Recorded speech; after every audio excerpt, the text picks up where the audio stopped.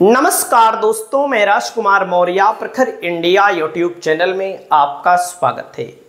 बहुत बड़ी खबर आ चुकी है सुप्रीम कोर्ट से। चीफ जस्टिस BR गवई के जजों के द्वारा लिए गए ऐतिहासिक फैसले को लेकर। वैसे भी आप सब जानते हैं दोस्तों, चीफ जस्टिस BR गवई जब से बने हैं लगातार सुप्रीम कोर्ट के अंदर और हाई कोर्ट के अंदर बदलाव लाने की पूरी मुहिम चला रहे हैं। ये तो आने वाला वक्त बताएगा कि कितना बदलाव ला पाते हैं। इन्होंने कह दिया है कि हमको रिटायरमेंट के बाद सरकारी पद नहीं चाहिए, हमको राज्यसभा नहीं जाना है, हमको प्रोफेसर नहीं बनना है। जैसा कि आप सभी ने देखा, चंद्रचूड़ DY चंद्रचूड़ प्रोफेसर बन गए, रंजन गोगोई राज्यसभा के सदस्य बन गए। ऐसा कुछ नहीं लेने वाले हैं BR गवई जी। इसी बात को लेकर दोस्तों इनकी तारीफ हो रही है। इनके एक जज हाई कोर्ट के मद्रास हाई कोर्ट के जज ने एक बहुत बड़ा फैसला लिया। फैसला क्या लिया था मैं आपको दिखाने वाला हूं कि एक बड़े अधिकारी को, पुलिस के बड़े अधिकारी का मतलब प्रदेश लेवल के अधिकारी को, ADGP को इन्होंने गिरफ्तार करवा दिया था कोर्ट रूम से।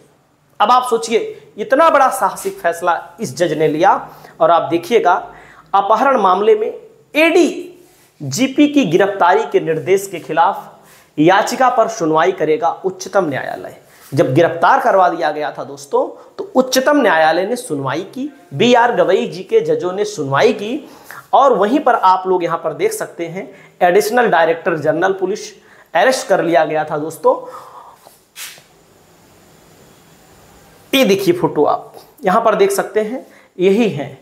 इनके ऊपर आरोप क्या था, इस पर सुप्रीम कोर्ट का फैसला क्या आया है, उस फैसले को मैं यहां पर दिखाने जा रहा हूं।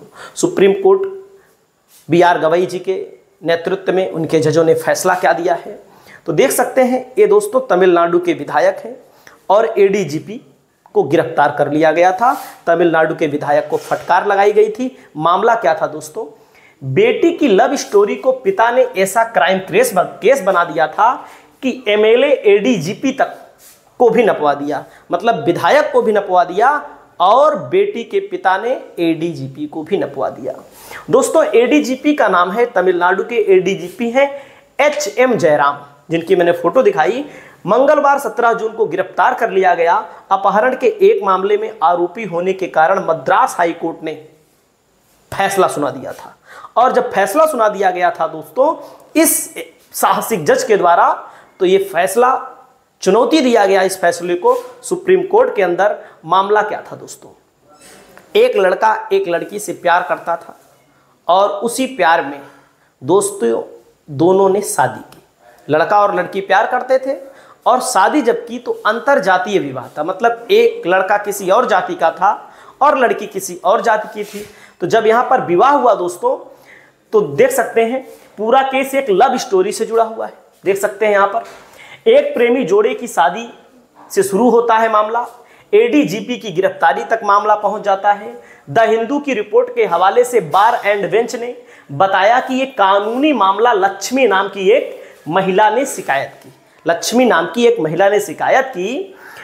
रिपोर्ट के मुताबिक महिला के बड़े बेटे को थेनी जिले की एक लड़की से प्यार हो गया, मतलब जिस महिला ने शिकायत की उसके बड़े बेटे को थेनी जिले की एक लड़की से प्यार हो गया।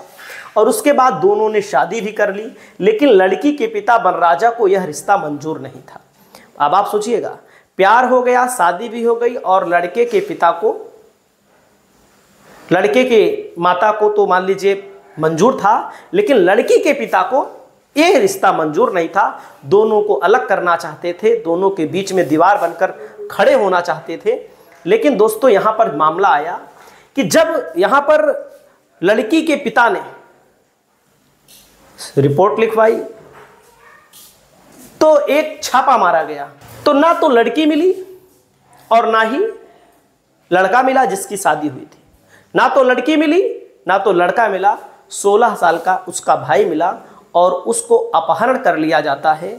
अपहरण जब किया जाता है दोस्तों, तो यहाँ पर देख सकते हैं, इधर बेटी को वापस लाने के लिए बेचैन बनराजा ने एक पूर्व कांस्टेबल की मदद से महेश्वरी की मदद से तमिलनाडु एडीजीपी से मुलाकात की, वहां पर अपने मामले को बताया और आरोप है कि विधायक के आदमी प्रेमी जोड़े की तलाश में लक्ष्मी के घर पहुंचे। लक्ष्मी के घर मतलब लड़के के घर पहुंचे, और जब लड़के के घर पहुंचे दोस्तों तो लड़के को नहीं पाया और 16 साल के लड़के के छोटे भाई को अपहरण कर लिया।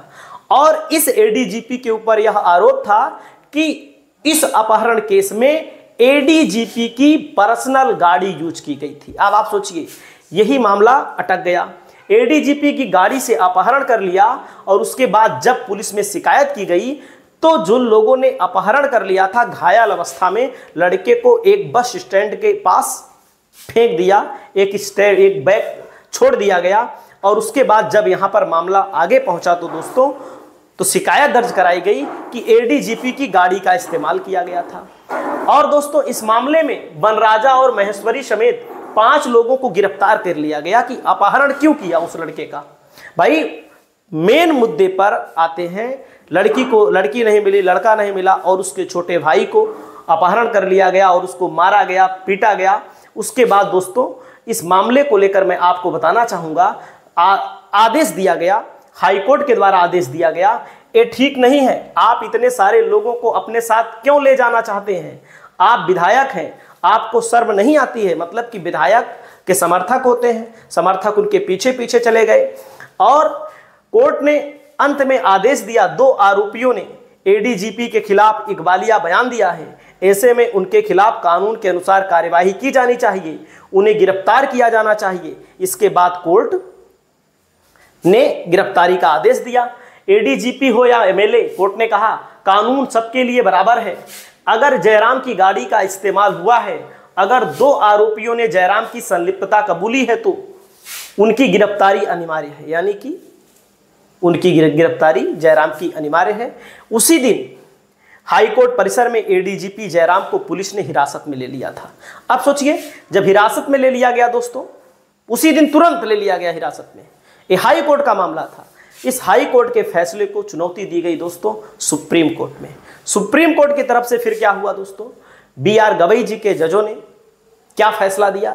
एक बहुत बड़ा ऐतिहासिक फैसला दिया गया और इस ऐतिहासिक फैसले को लेकर के कहीं ना कहीं तमिलनाडु पुलिस भी अब डर चुकी है कि ऐसे मामलों में संलिप्तता होना बेकार है। देख सकते हैं फैसला क्या आया है। उसके पहले मैं बता देता हूं, पुलिस की संलिप्तता पहली बार नहीं है, ये भी हम आपको बताएं। पुलिस कई मामलों में संलिप्त रहती भी है। देख सकते हैं 2019 में दिल्ली में सीबीआई के एक डीएसपी को 5 करोड़ रुपए की रिश्वत लेते हुए रंगे हाथों पकड़ा गया था। कब? 2019 का मामला है। उसके बाद दोस्तों उत्तर प्रदेश में एक एसपी को लैंड माफिया के साथ मिलकर 10 एकड़ जमीन हड़पने का आरोप लगा था। लेकिन सबसे बड़ा झटका 2023 में तब लगा जब पश्चिम बंगाल के एक एडीजीपी को कोलकाता पुलिस ने साइबर क्राइम रैकेट के सरगना पाया था। आप सोचिएगा, ऐसी घटनाएं पुलिस के साथ होती हैं और पुलिस ऐसे मामलों में संलिप्त भी रहती है कहीं कहीं पर। नेशनल क्राइम रिकॉर्ड ब्यूरो 2024-25 के आरंभिक आंकड़ों के मुताबिक हर साल औसतन 50 से ज़्यादा डीएसपी और उसके ऊपर के अधिकारी भ्रष्टाचार के मामलों में फंसते हैं। इनमें 30% गिरफ्तार भी होते हैं। सोचिएगा, 50% से ज़्यादा। इन मामलों में साफ है कि पुलिस सिस्टम में भ्रष्टाचार जकड़ा हुआ है। अब बीआर गवई जी के पास जब मामला गया, इनके नेतृत्व में इनके जजों ने फैसला क्या सुनाया। एडीजीपी के निलंबन पर सुप्रीम कोर्ट ने तमिलनाडु सरकार से पूछा, कहा मनोबल गिराते हो, ऐसा आदेश देते हो, क्योंकि उस एडीजीपी को निलंबित भी कर दिया गया था। तो यहाँ पर सुप्रीम कोर्ट की तरफ से कहा गया कि मनोबल गिराने का काम करते हो, क्योंकि जस्टिस उज्ज्वल भुइयां की बेंच ने फैसला सुनाया। फैसला क्या सुनाया दोस्तों, तमिलनाडु के एडीजीपी एचएम जयराम की गिरफ्तारी मद्रास उच्चतम न्यायालय के निर्देश के खिलाफ दायर याचिका पर बुधवार को सुप्रीम कोर्ट ने सुनवाई की। मामले में कोर्ट ने एडीजीपी के निलंबन को लेकर तमिलनाडु सरकार से सवाल पूछा। पीठ ने कहा कि वह एक वरिष्ठ अधिकारी है, उन्हें निलंबित करने का क्या आवश्यकता थी। इस तरह के आदेश चौंकाने वाले और मनोबल गिराने वाले होते हैं। यानी कि पुलिस संलिप्त था, उसमें ऐतिहासिक फैसला आ गया कि मनोबल गिराने का काम किया आपने। और न्यायमूर्ति उज्ज्वल भुइयां और न्यायमूर्ति मनमोहन की पीठ को राज्य सरकार के वकील ने बताया कि अधिकारी को हिरासत में लिया गया था। मंगलवार शाम 5 बजे रिहा कर दिया गया। एडीजीपी एचएम जयराम के वकील ने दलील दी कि पुलिस ने उन्हें रिहा कर दिया था, लेकिन सरकार ने उन्हें निलंबित कर दिया है। वकील ने कहा है कि मद्रास उच्चतम न्यायालय गिरफ्तारी का आदेश इकबालिया बयान पर आधारित था। इस पर पीठ ने तमिलनाडु सरकार के वकील से कहा कि वह निर्देश प्राप्त है और गुरुवार तक निलंबन रद्द करने पर अदालत को अवगत कराया, यानी कि अब उसका निलंबन रद्द होगा अधिकारी का जो संलिप्त था। एक चौंकाने वाला फैसला है, ऐतिहासिक फैसला है। जब रिहा कर दिया गया था तो एडीजीपी को क्यों सस्पेंड किया गया? अपहरण मामले में अधिकारी के खिलाफ तमिलनाडु सरकार के एक्शन पर भड़का सुप्रीम कोर्ट। सोच सकते हैं दोस्तों, यहाँ पर एक न्याय प्रिय फैसला बताया जा रहा है। B R Gavai, justice B R Gavai के जजों के द्वारा सुनाया गया है। आपकी क्या राय है इस मामले को लेकर? आप अपनी राय को बताइए। नमस्कार।